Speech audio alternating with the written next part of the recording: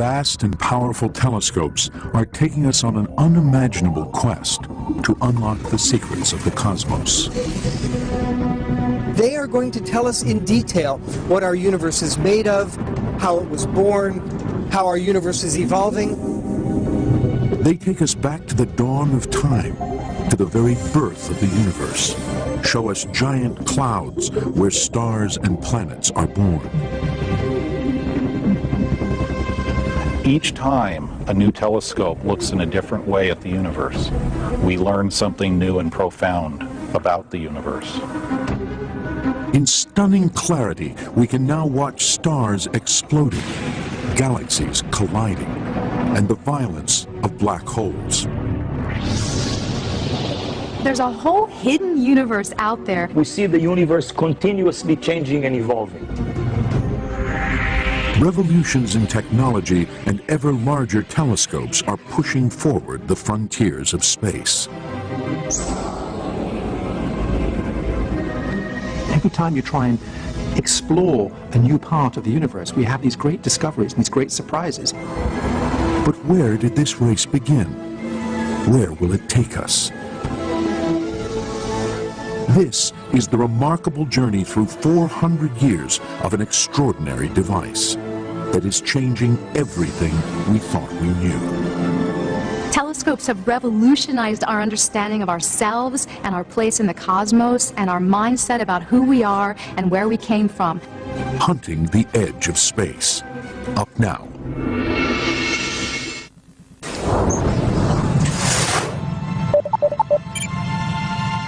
Giant doors 8 stories high slide apart. These twin eyes are preparing to look into deepest space. They belong to the Large Binocular Telescope. It is one of the most powerful telescopes on Earth, costing over $120 million.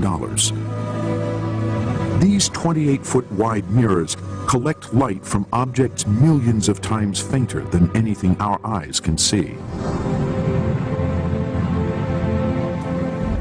600 tons of machinery turn the mirrors to look more than 13 billion light years away, to the very edges of the visible universe.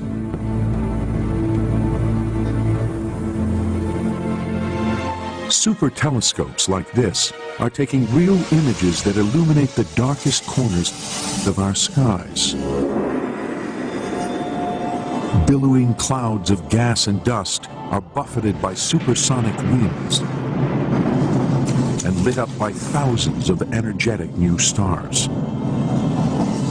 57 trillion miles high, these giant clouds of gas and dust are stellar nurseries, hiding the very birthplaces of stars and planets.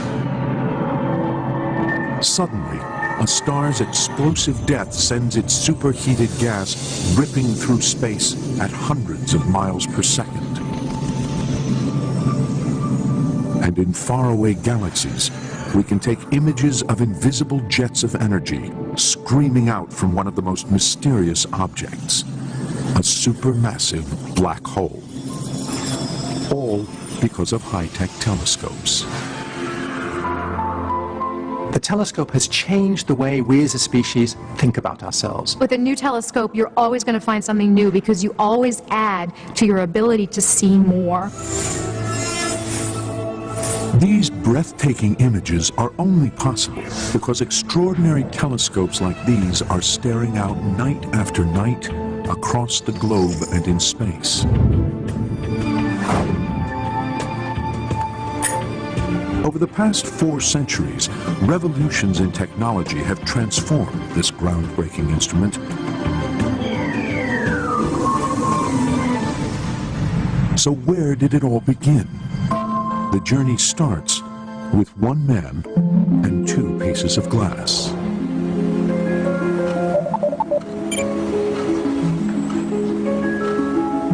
It is the summer of 1609. Mathematics professor Galileo Galilei is building his own version of an extraordinary new invention. It is the telescope, a name that means far-seeing in ancient Greek. The invention has spread like wildfire across Europe, from a small town in Holland.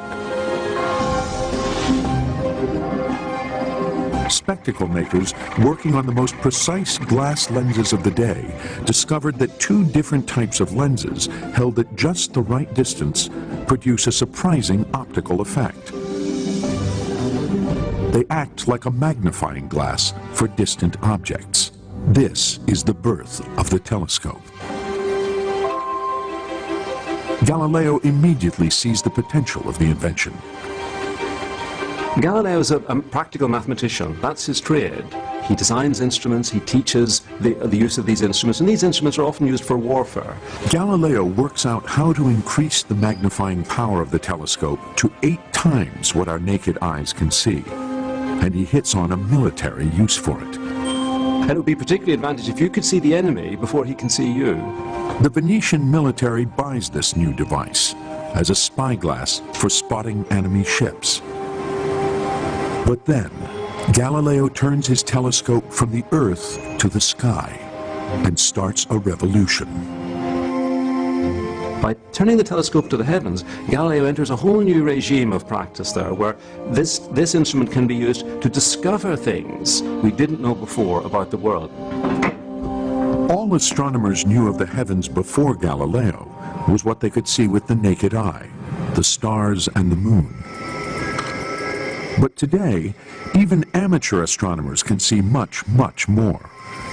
Alexandra Hall spends her nights gazing up at the night sky from her backyard. I never get bored of looking at the night sky above our heads. It's like 2,000 diamonds sprinkled across black velvet. And then the moon arises, and watching the moon go through its phases, I mean, it looks different every time you look at it. To the naked eye, 5 stars sometimes appear brighter than the rest, and watched over the course of nights, they seem to move against the backdrop of the other stars. And they don't just stay in the same place like all the rest of the stars. They move around. Sometimes they're visible, sometimes they're not. Each of these bright stars is a planet, a name that simply means wanderer in Greek. Venus, the evening star, skims the horizon at sunset.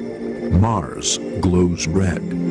Jupiter and Saturn outshine everything around them.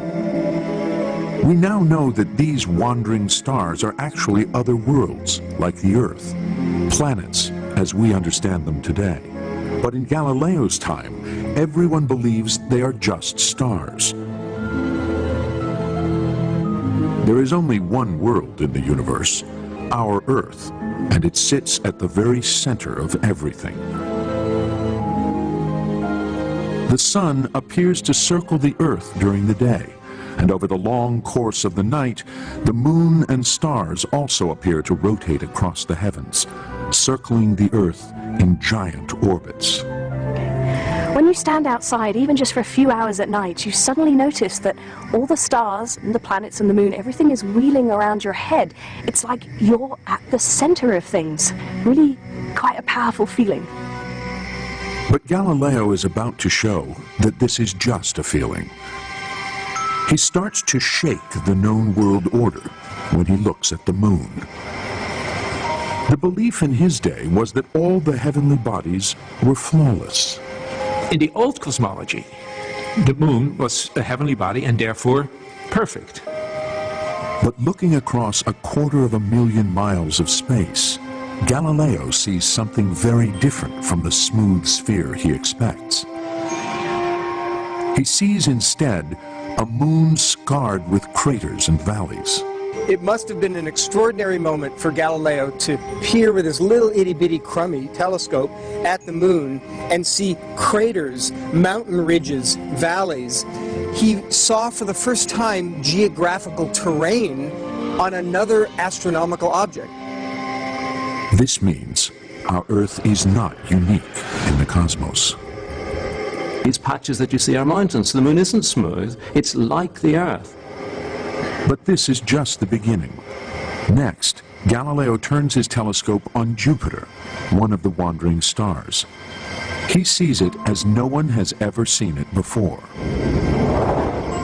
This is an exact computer reconstruction of what Jupiter looked like through Galileo's telescope.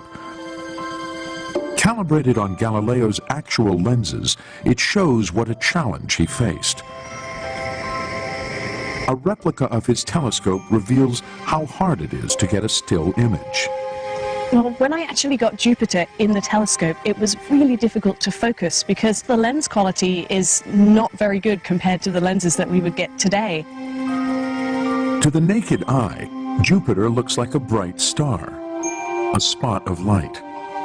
Seen through Galileo's telescope, all other stars remain as spots of light. But Jupiter suddenly appears as a much larger round disk. This blurry, shaky view of Jupiter is a revelation. Galileo comes to an extraordinary conclusion. Jupiter must be a sphere, another world, a planet as we understand it today. And around it are even more surprises.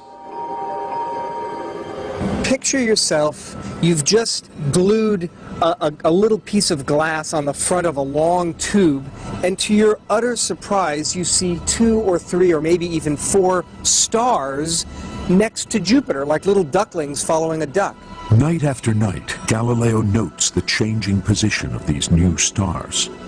Imagine your surprise. Why should stars be following Jupiter? And of course, Galileo learned only after a week or two of watching those little ducklings following their mother that those, in fact, were moons orbiting Jupiter. Galileo knows he has something spectacular on his hands. He publishes his findings in a book called The Starry Messenger. It is the most explosive scientific book ever written. Its impact was immediate. Galileo became a superstar overnight. But the biggest revelation is yet to come. Galileo is recording something that will change our view of the universe forever. He observes the planet Venus changing shape and size over a period of months. As Galileo watches, Venus transforms week after week from a large crescent to a small round disk. Then shadows creep again across the planet, returning it to a large crescent. To Galileo, the pattern of shadows he sees on Venus can only mean one thing. Venus is going around the sun. But the belief at the time was that everything circled the Earth. Earth is no longer the center of the cosmos. And so it's said to us, wow, we're not at the center of the universe anymore. These very simple observations literally rock the foundations of the world. No longer is the Earth the center of the universe. The sun is the center of the universe, despite what our ordinary senses tell us. But these discoveries famously bring Galileo into direct conflict with the Roman Catholic Church. The Church taught that God placed mankind on Earth at the very center of creation. Defending a sun-centered universe, Galileo was actually challenging the authority of the Church. He was contradicting what was considered as the legitimate interpretation of the Bible, and the Church couldn't tolerate this. But what Galileo saw is the solar system we understand today. The discoveries that Galileo made, they changed the world forever. The world of science, the relationship between science and religion, and the universe forever. This is the universe Galileo helps reveal. Planets and their moons orbiting the sun. Telescopes today now reveal this solar system in detail that Galileo could only dream of. Explosions on the surface of the sun, the power of 1 billion megatons of TNT.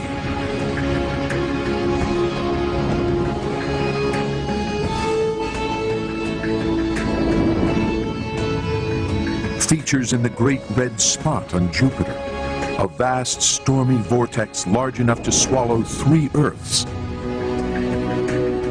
On Jupiter's moon, Io, we can watch volcanoes spew ash and gas high into space.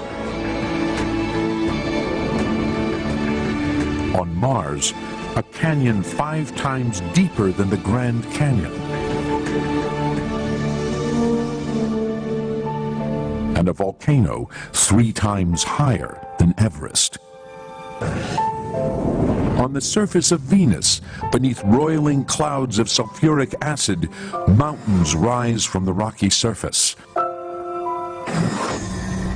And circling the sun at the very perimeters of our solar system, dwarf planets made of rock and ice. But one planet remains an enduring mystery for even the most advanced telescopes: Saturn and its enigmatic rings. Galileo was the first to see that this planet was different from the rest. For him, the strange features he observed looked like ears. He presumed they were moons. Later astronomers saw them as a vast flat ring encircling the planet. Then, one man discovered that this ring was in fact made up of several concentric rings. That man was astronomer Giovanni Cassini. Now, a mission named after him is investigating why Saturn has rings at all and what they're made of. NASA's Cassini mission. 3, 2, 1, and liftoff of the Cassini spacecraft on a 30-mile trek to Saturn. In the nose cone of this rocket is the space probe, Cassini. Ahead is a 2 billion-mile journey to the planet Saturn. On board the probe are sophisticated telescopes. They will investigate Saturn's mysterious rings by traveling as close to them as possible. Good solid rocket booster separation. First stage. Item 152. As Cassini heads for Saturn, the furthest planet in Galileo's solar system, it uses the massive gravitational pull of Jupiter as a boost to slingshot it out millions of miles towards its destination. In the world of telescopes, Cassini has some of the fastest moving telescopes in the solar system, going by at Jupiter at something like 70,000 miles per hour. Even at such tremendous speeds, the journey still takes 7 years. But finally, Cassini approaches Saturn, 934 million miles from Earth. It dives through Saturn's outer rings to enter orbit around the planet. These are some of the images Cassini takes of the rings. They may look solid, but they are made up of billions of chunks of ice and rock, ranging in size from a grain of sand to the size of a house. And they are spread over hundreds of thousands of miles. But where is all this stuff coming from? Cassini's telescopes reveal that the inner rings are made up of material blasted off the surfaces of Saturn's moons by meteorites.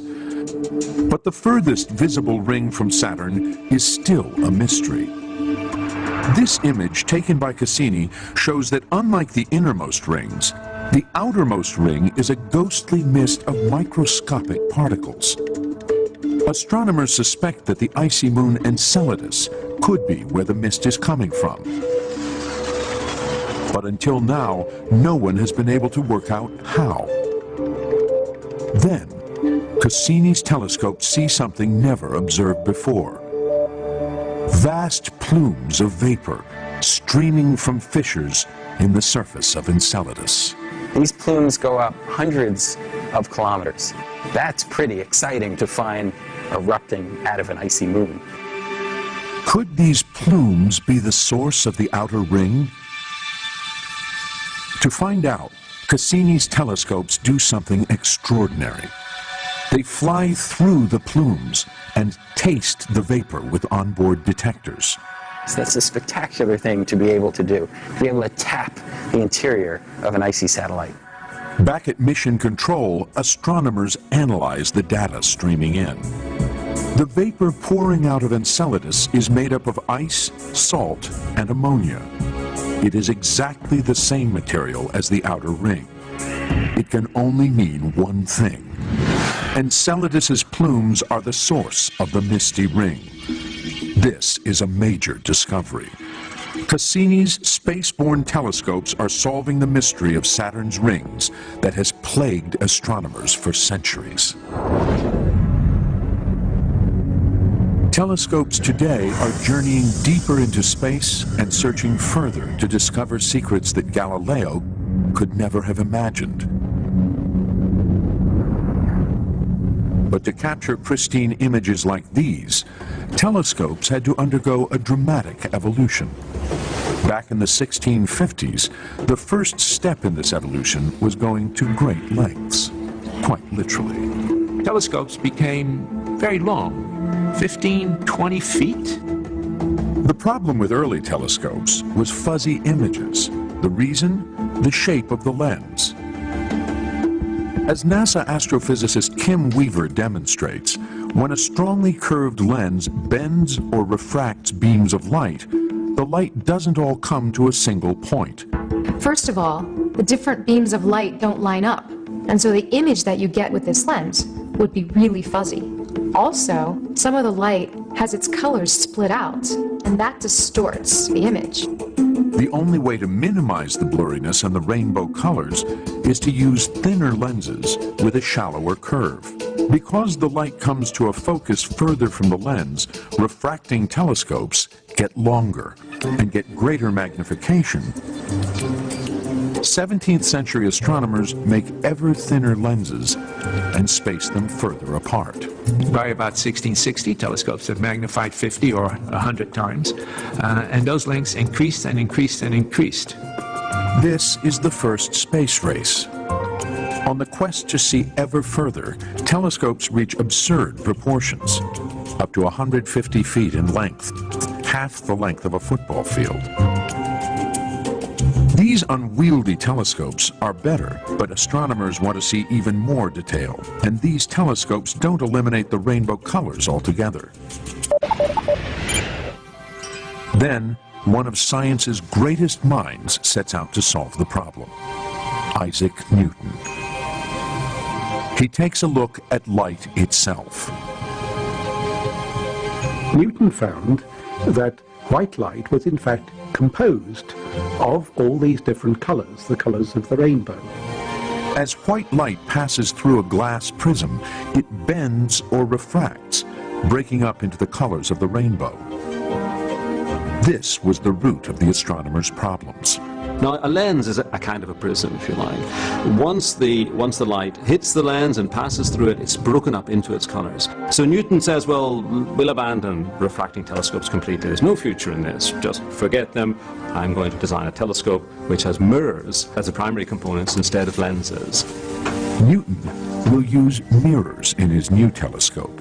He believes he can do this because when mirrors are curved, they bring light to a focus, just like a lens.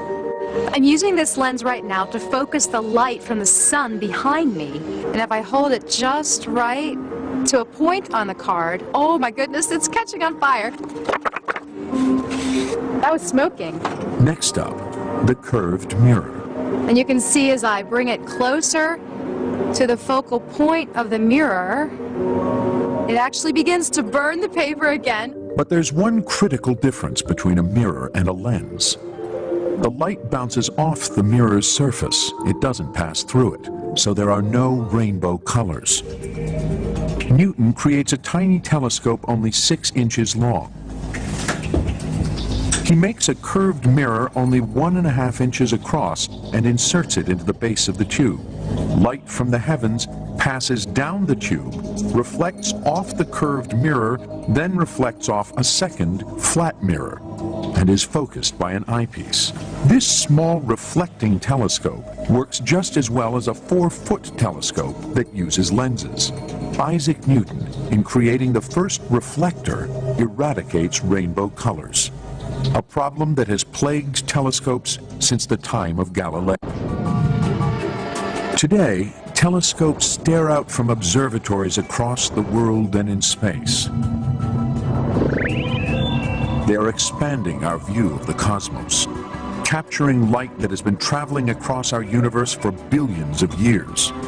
The clarity is so exceptional that these real images continue to amaze and inspire us. All these telescopes rely on large mirrors with the perfect shape. Making them is a feat of precision engineering. Deep below the football field of the University of Arizona is a high-tech mirror lab, where glass blocks are melted in giant furnaces at over 2,000 degrees Fahrenheit, the temperature of volcanic lava.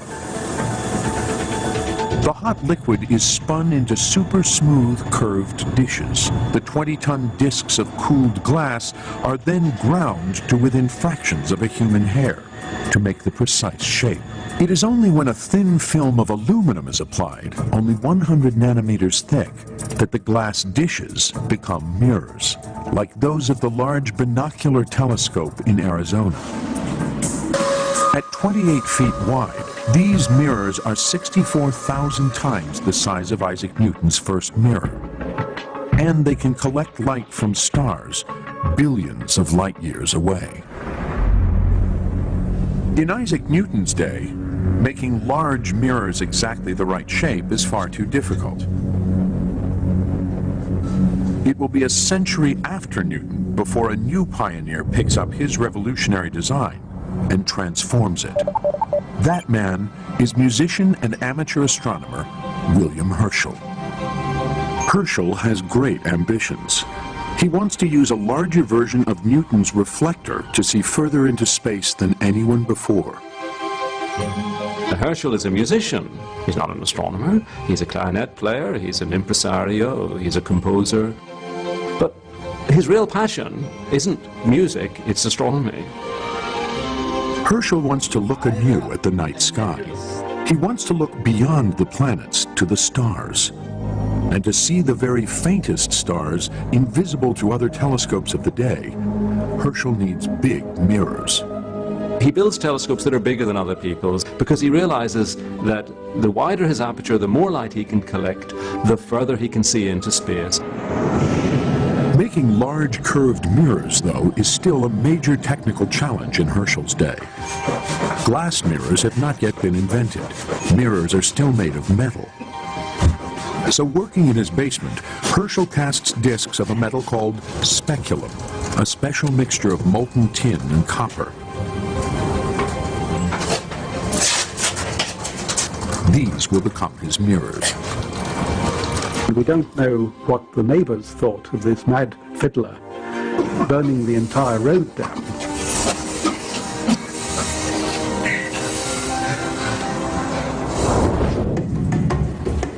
Casting the metal discs is just the first step. To become mirrors, the cooled flat discs need a shiny curved surface. Herschel painstakingly grinds and polishes the metal discs by hand into the precise shape needed to form an image. This is the reflecting mirror, the most precious component in the telescope, made in metal by William Herschel himself, made by hand. He was like a craftsman, making something which required manual skill as well as intellectual effort. This telescope, over 200 years ago, makes a revolutionary discovery. Or perhaps a comet. In 1781, Herschel peers night after night into the heavens. At his side, his sister Carolyn. Following Delta Tauri, she records all their observations and will become a prominent astronomer herself. Her observations were critical. She was one of his true secret weapons. Then, on March 13th, Herschel sees an object through his telescope that they have never recorded before. A very faint star that seems to move against the backdrop of the other stars. This wandering star is a brand new planet, Uranus. The planets have been identified since the dawn of written astronomy. And then suddenly you have this clarinet player, with homemade telescopes in his back garden, he discovers another one. The thing is utterly astonishing. Uranus, with its own set of rings, is the size of 63 Earths. But no one has identified it before because it is barely visible with the naked eye.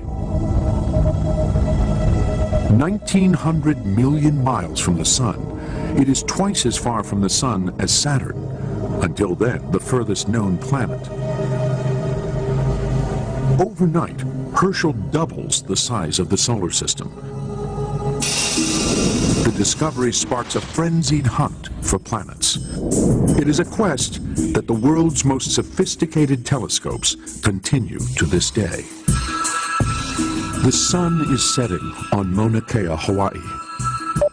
The giant dome of the Keck Observatory opens. Its 33-foot wide mirror turns toward the heavens. Jeff Marcy is one of the world's foremost planet hunters. He is using the Keck telescope to hunt for planets in solar systems beyond our own. Well, when you look up into the night sky, you see all the thousands of twinkling lights. Those are stars like our sun. Planet hunters like Marcy think that many of these stars could have their very own planets. But finding them is another question. Your mission as a planet hunter is to find that needle in the haystack.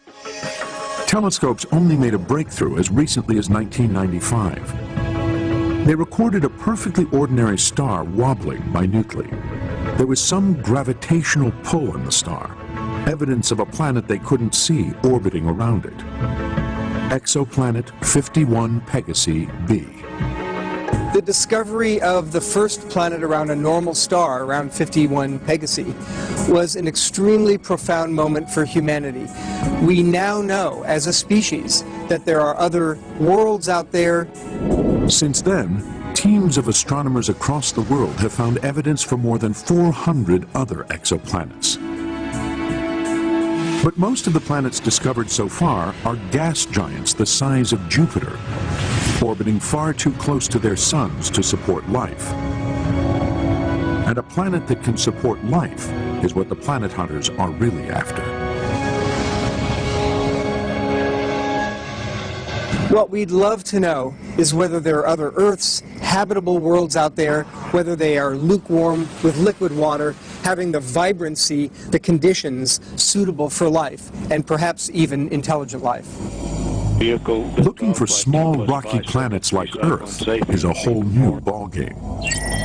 Cue a brand new NASA space telescope called Kepler. And liftoff of the Delta II rocket with Kepler on a search for planets in some way like our own. Kepler's 3-year mission is to find planets the size of our Earth orbiting other stars. Vehicle's now going supersonic. I think Kepler is going to go down in the history books as one of the greatest telescopes ever in the history of humanity. Kepler's mission is to collect light from a field of 100,000 stars inside our Milky Way, looking for clues to other worlds. As the dust cover falls away, it begins measuring the starlight. All that happens is you watch the star, and Earth happens to orbit in front of the star. It blocks a tiny fraction of the starlight on its way, and when it blocks that light, the star dims a tiny amount. Kepler has already discovered several new exoplanets. It hasn't found an Earth-like planet yet, but astronomers believe it is only a matter of time. I believe in the next few years we will have the first detections of Earth-like planets, places that you might indeed want to call home. Though Kepler is looking at 100,000 stars, this is only a tiny patch of the sky. There are hundreds of billions more stars out there to search. The hunt for exoplanets requires that we look at hundreds of thousands of stars. So planet hunter David Charbonneau uses more down-to-earth technology. The revolution has been to use Hubble telescopes to study the closest stars. Using small robotic telescopes, he scans 2,000 stars that are far less bright than our own sun. This makes it easier to spot a small planet passing in front of it. And he has discovered a planet only 2.7 times the size of our Earth, a super-Earth. Importantly, it appears to be covered in water and have an atmosphere. At 400 degrees Fahrenheit, it is still too hot to inhabit, but it's a tantalizing glimpse of what is out there. If we can succeed in finding habitable worlds, then that would have implications far beyond mere astronomy.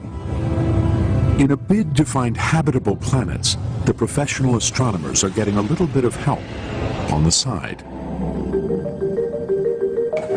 Amateur astronomers are central to our understanding of planets orbiting other stars. The amateur astronomers are stationed, of course, all over the world. They have telescopes which are certainly large enough to conduct a survey. Ron Bissinger is one such astronomer. He is following in the footsteps of William Herschel and his discovery of Uranus. When I come up here every night and open that thing up, fire up the telescope, fire up the computer, I know the target star I'm going to look at. Everything is mine. That's my world alone. I may, for that night, be the only human being looking at that star. He has a telescope advanced enough to help out the professionals. Professional observatories cannot spend the time staring at one star night after night after night, but we can. T2 waits for the telltale dimming of a star's light, just one star at a time. To find a world out there that no one's ever known of or seen or detected before, from your own backyard, a person who is not a career scientist. I don't know of any other scientific endeavor where somebody like me or so many other amateurs can do that kind of thing. Bissinger's patience has paid off. He has already discovered several large exoplanets of his own, though all are too close to their suns to support life. Like all known exoplanets, they orbit stars within our galaxy. We know today that this is a vast collection of stars in which our Sun, Earth, and solar system also reside. But just over 200 years ago, we didn't even know we lived in a galaxy. Discovering this just by looking at the stars would be a great challenge. In 1781, William Herschel is the man who takes the challenge on. To do it, he just needs a bigger telescope. He builds a reflector 20 feet long. With this, he is able to see more stars than any other telescope on Earth, and he observes one part of the night sky in particular. The strip of stars we call the Milky Way. This will be Herschel's key to the shape of our galaxy. On a clear night, the Milky Way is a majestic spectacle. A brilliant band of starlight arcing overhead. To the ancients, it looked like milk had been poured across the sky, and it's why the Greeks first called it the Galaxias Kuklos, or Milky Circle. It's from this we get our word galaxy. It fascinates astronomers to this day. The Milky Way stretches across the sky from horizon to horizon. It's like a big band that goes all the way around us. And so from here on Earth, it's kind of like we're sitting on the hub of a wheel, and the Milky Way is a big tire all the way around us. Looking through his telescope, Galileo was the first to discover that the Milky Way is made up of stars. But no one knows it is a galaxy. They don't even really know what its shape is. Finding this out now becomes Herschel's obsession. What is the actual shape of the Milky Way? We're in the middle of it, presumably. What would it look like from the outside? He gazes tirelessly at the heavens night after night, mapping the positions of stars. Herschel is nothing if not passionate. He's a natural obsessive. But good for him, he does something extraordinary with this obsession. Herschel maps the distribution of all the stars he can see in a great circle that cuts through the Milky Way. He introduced into astronomy the technique of star counts and just counting how many stars can I see. One direction you see very few stars, in another direction you see zillions of stars. And so he plots this distribution and comes up with a view of the Milky Way. The survey takes over a year of precise recording. Herschel finally produces a map called the grindstone because of its shape. For the first time, Herschel sees that the Milky Way is more than just a strip of stars in the sky. It is a vast disk of stars, and Herschel believes this is the whole cosmos. When Herschel made his map of the Milky Way galaxy, to him he was making a map of the entire universe. The edges of this star disk are the edges of Herschel's universe. Inside it lies our solar system, our sun and our Earth. The amazing thing is that over 200 years ago, Herschel almost got it right.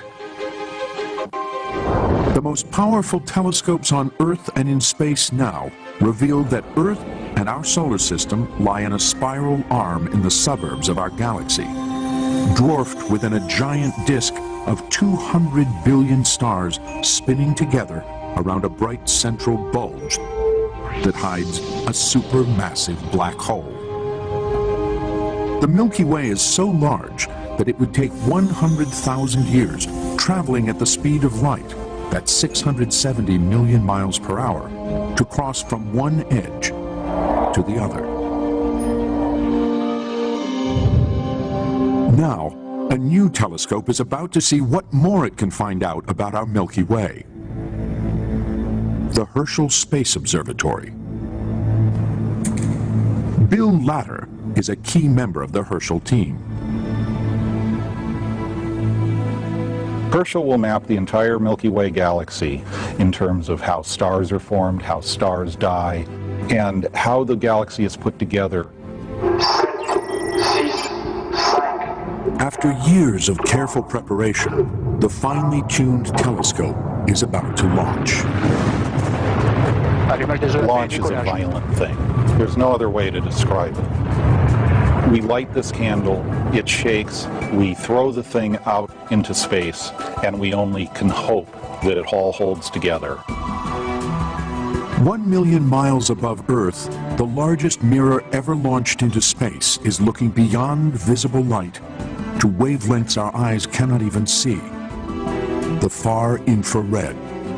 This means it can measure tiny fluctuations in temperature and see right through clouds of dust to give us the clearest images of the Milky Way ever. The results were astonishing. What we're able to see with the Herschel Space Observatory are right into the cradles of newborn stars. We see something very different than we would with our eyes. If we looked at the same region in visible light, it would be full of stars.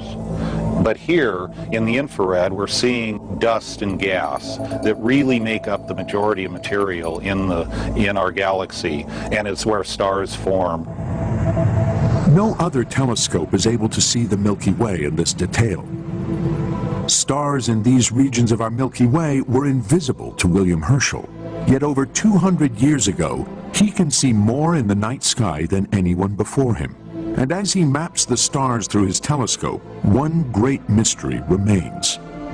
Thousands of strange objects that astronomers can't explain. They call them nebulae, Latin for clouds.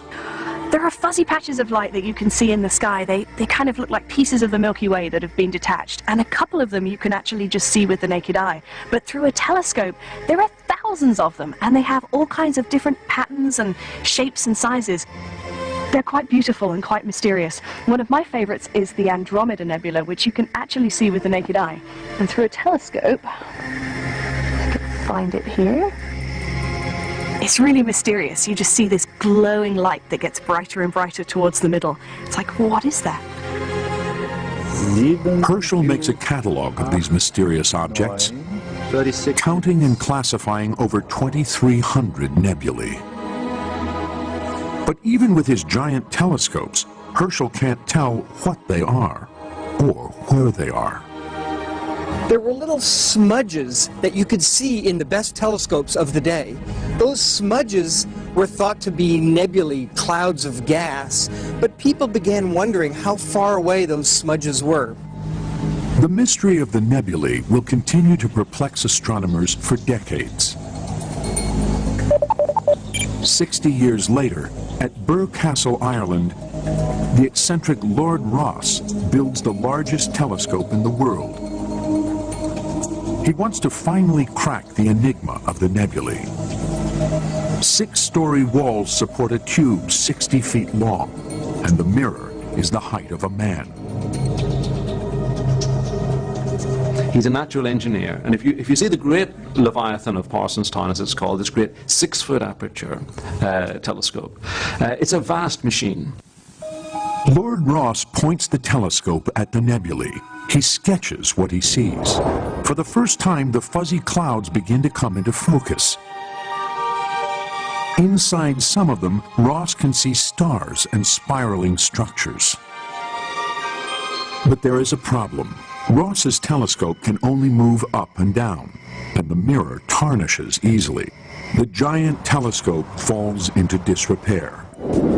It will take 80 years, a great revolution in technology, and a telescope bigger than Galileo ever imagined, high on a mountain peak, before the mystery is finally solved. This great telescope on Mount Wilson, California, will reveal that the spiral nebulae, first sketched by Rosse, are in fact separate galaxies beyond our own. The universe will be blown wide open. It completely revolutionized our idea of the scale of the universe. No longer were we just confined to the Milky Way. Our galaxy, the Milky Way, will no longer be the only galaxy in the cosmos. It will become just one of hundreds of billions of galaxies, spinning within an inconceivably vast universe. The introduction of telescopes to astronomy opened up an entirely new window on the universe. The race will continue to build bigger and bigger. Our technology has reached a point where we can build gigantic ground-based telescopes. We can launch huge space-based telescopes and see the most distant things in the universe. The telescope is pushing forward the frontiers of our universe. So what will colliding galaxies billions of light years away tell us about our own Milky Way? And right at the limits of the cosmos, what will the afterglow of the Big Bang tell us about how our universe began? Every time you try and explore a new part of the universe, we have these great discoveries and these great surprises. Most surprising of all, telescopes will reveal that right now we can only see 5% of the universe. Only a few percent of the total matter and energy content of the universe consists of things that we can see. So what is the rest of the universe made of?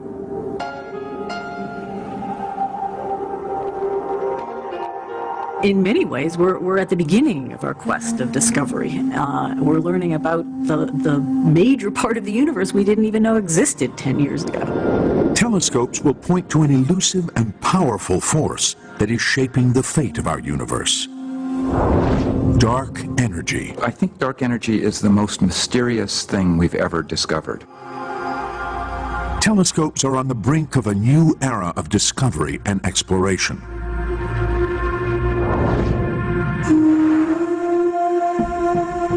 It's such an exciting future to think about all of the discoveries yet to come. We are uncovering a universe we are only just beginning to understand, as telescopes that are bigger and more sophisticated than ever continue the hunt for the edge of space.